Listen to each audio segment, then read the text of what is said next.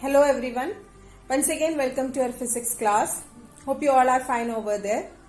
Children, in the previous session we had completed our chapter 5, that is laws of motion.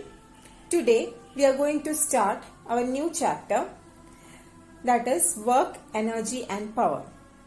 We had already studied the fundamentals of this chapter in your class 9 physics. The scientific notion of work, force, displacement and also energy and power.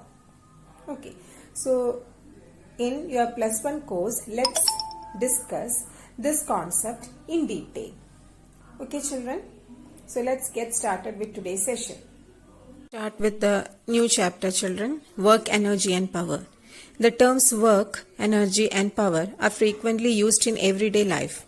A farmer plowing the field, construction worker carrying bricks, a student studying for a competitive examination, an artist painting a beautiful landscape, all are said to be working. In physics, however, the word work covers a definite and precise meaning. Somebody who has the capacity to work for 14 to 16 hours a day is said to have a large stamina or energy.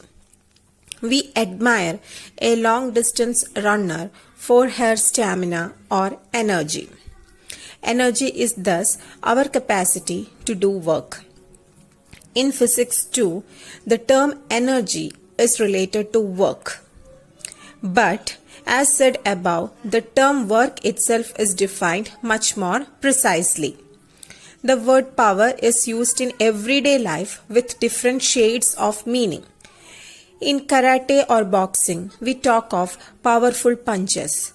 These are delivered at a great speed. This shade of meaning is close to the meaning of the word power used in physics.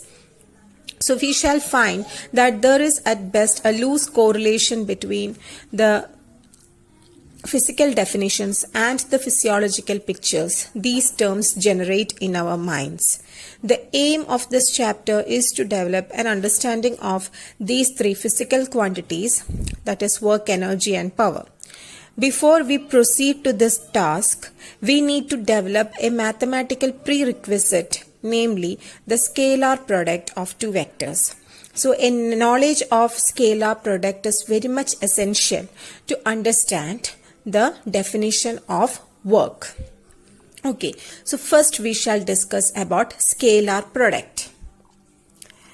So what do you mean by scalar product? Children, scalar product means it is one form of multiplication of vectors. As you know, vectors cannot be multiplied just like ordinary numbers. So some special rules or some special methods need to be employed for vector multiplication. And one such method is scalar product. Scalar product is also known as dot product. So what do you mean by scalar product? Scalar product or dot product of any two vectors A and B, denoted as A dot B, is defined as A dot B equal to modulus of vector A into modulus of vector B into cos theta, where theta is the angle between the two vectors. Okay. So, if we consider any two vectors, let this be vector A, let this be vector B, and let theta be the angle between vector A and B. Then what is A dot B? Then vector A dot vector B is equal to magnitude of vector A into magnitude of vector B into cos theta, where theta is the angle between A and B. So here we will consider the magnitude of vectors A and B. Just look at the RHS of this expression. A, it is the magnitude of vector A, it is a scalar. Magnitude of B, again it is a scalar. Cos theta will be a scalar quantity, isn't it? Cos of any angle will be a number, it will be a scalar. So RHS of this expression will be a scalar. That means the result of dot product will be a scalar quantity. So even if we are finding out the product of two vectors, the result of that scalar product or dot product will be a scalar quantity. Hence the name scalar product. Okay. So A, B and cos theta are scalars. The dot product of A and B is a scalar quantity. Both vectors A and B have a direction, but their scalar product does not have a direction because their scalar product is a scalar quantity. Okay. Now, dot product is also defined as the product of magnitude of A and the component of vector B along A. Alternatively, dot product is also defined as the product of magnitude of vector B and the component of vector A along B. So why is it so? For that, just consider this example. See, this is vector A, this is vector B. Theta is the angle between vector A and B. And we can write A dot B as AB cos theta, where A is the magnitude of vector A and B is the magnitude of vector B. And if we write B cos theta within bracket, meaning will be the same. Then the same thing can be written as BA cos theta, and here let A cos theta be inside the bracket. Okay, now just concentrate on B cos theta. What is this B cos theta? See, if we draw a normal from vector B to vector A, this distance will be B cos theta, isn't it? Because this is the component of vector B adjacent to theta. If you resolve this vector B into two mutually perpendicular components, this will be the two components. Okay, and this component is lying along vector A. Our vector A is lying along this direction, and this component of vector B is lying along the direction of vector A. And what is this component? This component is adjacent to theta. So this will be our B cos theta. So this will be the component of B adjacent to theta, which is B cos theta.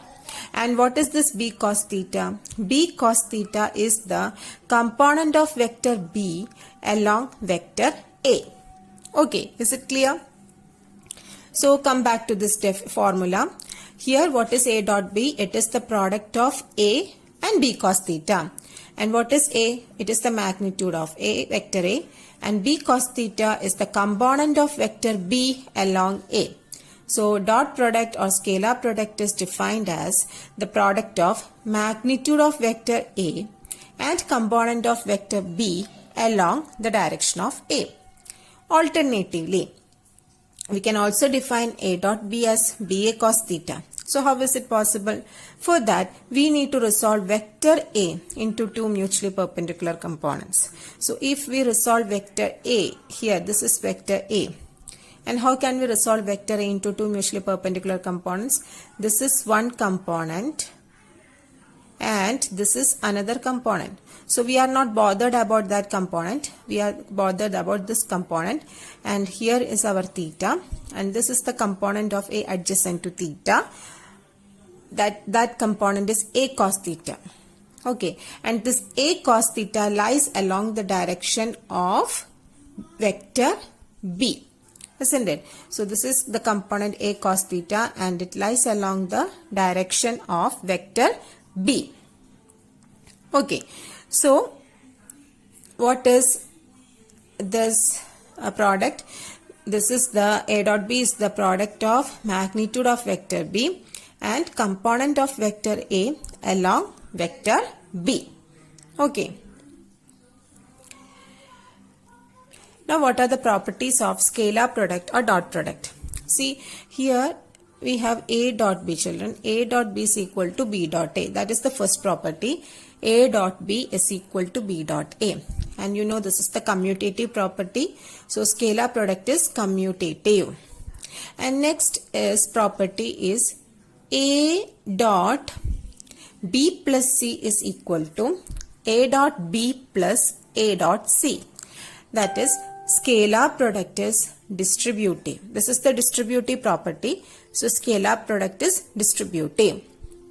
Also, third property, lambda A dot lambda B is equal to lambda into A dot B, where lambda is a real number. Now, if you consider two vectors in terms of its ijk components, see the k unit vector sometimes is also written as z cap. Okay, in some books you can see it as z cap. Anyway, we can write it as k cap itself. So vector A is axi plus ayj plus azk, and vector B is bxi plus byj plus bzk. Then the scalar product A dot B will be ax bx, that means the product of I components, plus ay by, product of j cap ay into by, plus az bz, product of k unit vector. Okay, so this is the way to calculate A dot B if vectors are represented in terms of its components. Okay children, next we can discuss one more thing. Consider two vectors A and B like this. Okay, now this is the angle between A and B. What is the angle here? Yeah, two vectors are perpendicular, so angle theta is 90 degree, right? Then what will be A dot B here? Find out A dot B for this case. A dot B is equal to AB cos theta. And what is theta here? It is 90. Cos 90 is 0. So A dot B is 0, right? So the dot product for two perpendicular vectors will be 0. So we can say A dot B is equal to 0 if the vectors A and B are perpendicular to each other. Now similarly, what will be A dot A? Vector A dot A. Vector A dot A will be A cos, what will be the angle between two similar vectors? 0, isn't it? Because two vectors are same and both will be acting along the same direction, so it will be, angle will be 0. So cos 0 is 1, then A dot A will be A square. So vector A dot vector A will be A square. Similarly, vector B dot B will be B square. Vector C dot C will be C square, like that. We can also discuss the dot product between the unit vectors. Okay, so for unit vectors ijk, we have I cap dot I cap will be 1. Similarly, j cap dot j cap is equal to 1. K cap dot k cap is equal to 1. Okay. Similarly, we can write I dot j will be 0. I dot j will be 0. And also j dot k will be 0. Then k dot I will be 0. Okay, so the dot product between two unlike unit vectors will be 0, but the dot product between two like unit vectors will be 1.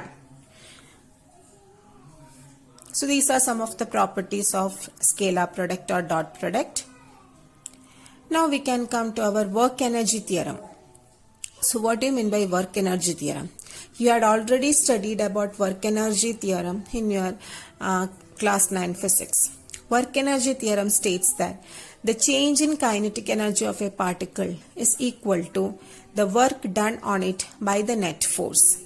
This is the expression. Kf means final kinetic energy, Ki means initial kinetic energy, and W is the work done. So Kf minus Ki is final kinetic energy minus initial kinetic energy. That is the change in kinetic energy, and change in kinetic energy is equal to the work done. We know that if an object is moving with a velocity of 20 meters per second, it will have some kinetic energy. And what is that kinetic energy? It is half mv square, and that will be 20 square. Now, suppose we pushed that object. So definitely it will change its velocity. Its velocity will increase. Suppose the velocity is increased to 40 meter per second. So with the increase in velocity, what happens? The kinetic energy also changes. Now the kinetic energy of the object is half m into 40 square. So if velocity increases, kinetic energy also increases. So there is a change in kinetic energy. And that change in kinetic energy is due to the force that we applied on that object. And due to the application of the force, work is done, because there has been some displacement for that object due to the applied force. So some work is said to be done here, and that change in kinetic energy is equal to work done. Okay, and we know that our second equation of motion, that is v square minus u square equal to 2as, and sometimes we can also write v square minus u square is equal to 2a into d, where d represents the displacement itself. Now, if we multiply each term in this equation by half m, you will get here multiply with half m. So here you will get half mv square. See, half mv square minus here multiply with half m, so you will get half mu square equal to here multiply with half m, so you will get ma into d. Then what is this ma? Ma is nothing but the force. Okay, and half mv square is the final kinetic energy, half mu square is the initial kinetic energy, equal to ma is the force into displacement, and we know force into displacement is our work done. So this is the work energy theorem. Then what is work? Work done by the force is defined to be the product of component of force in the direction of displacement and magnitude of this displacement. We had already studied the expression for work done in our class 9 physics, right?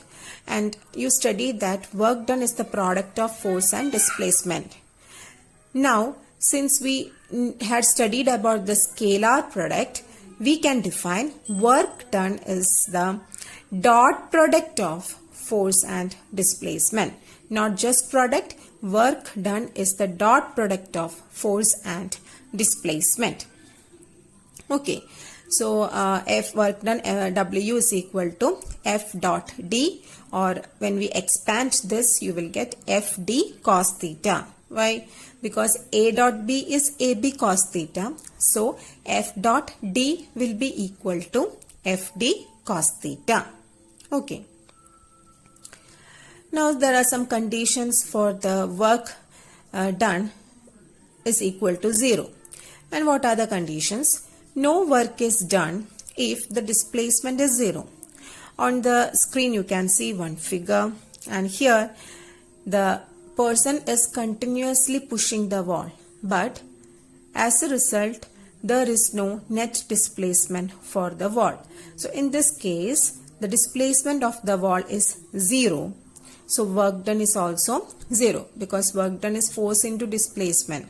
So if displacement is 0, then work done will be 0. Next, work done will be 0 if force is 0. Consider this example. Here the ball will roll on a frictionless surface without any force acting on it. Okay, so if force is 0, work done is 0. Then if force and displacement are mutually perpendicular, work done is 0. See, on the screen you can see the lady is carrying a bucket on her head and she is moving straight.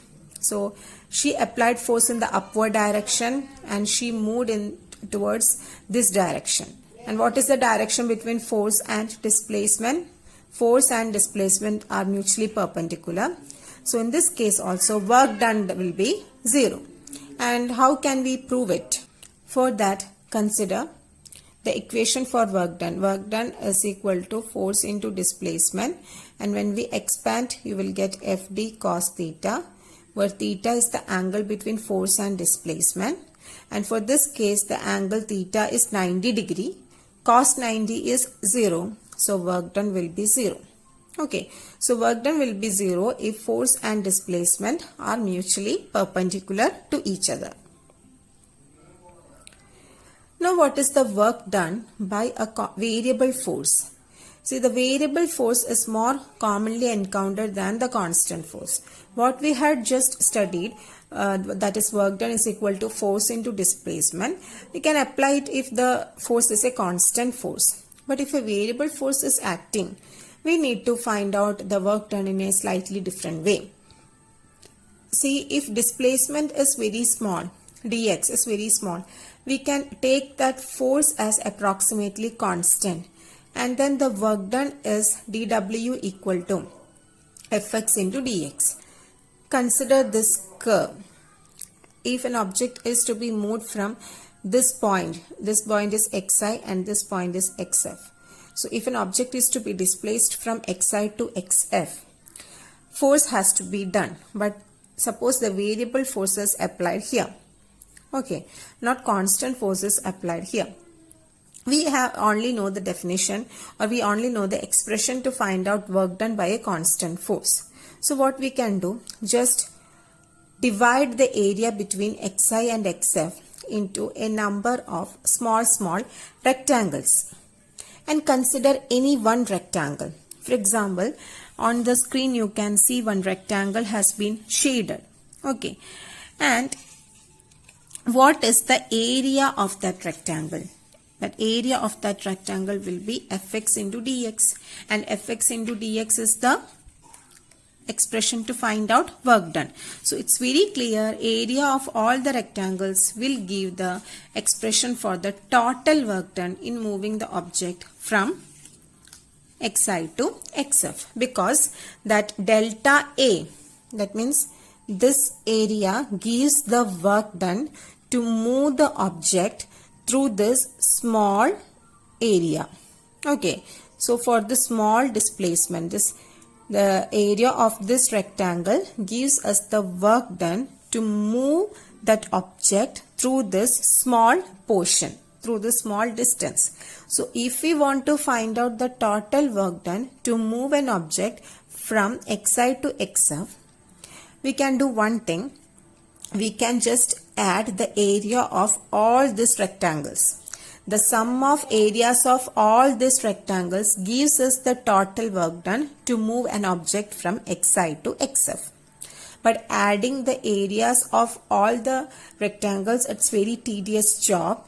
So instead we can go for a different mathematical operator, and that operator is known as integral operator or integration. So we can go for an integration process here, which is very easy.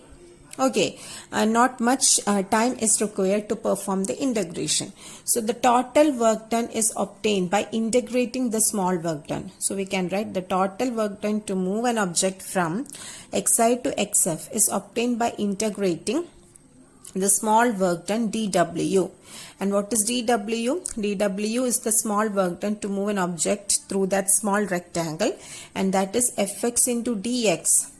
dx means a very small displacement. Okay, so by integrating the expression fx into dx from xi to xf, because we need to move the object from xi to xf, so our limits of integration will be xi to xf. So this is the equation to find out the work done by a variable force, because each time the force is not constant. Because each time the force is not constant, a variable force is applied for each rectangle. So to find out the average work done, we need to go for an integration process like this.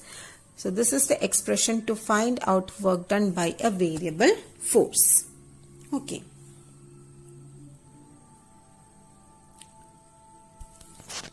So with this, I am concluding my session. Notes of the topic and YouTube video have been uploaded. Just go through it. We will meet in the next session. Till then, take care all of you. Stay home, stay safe. Thank you.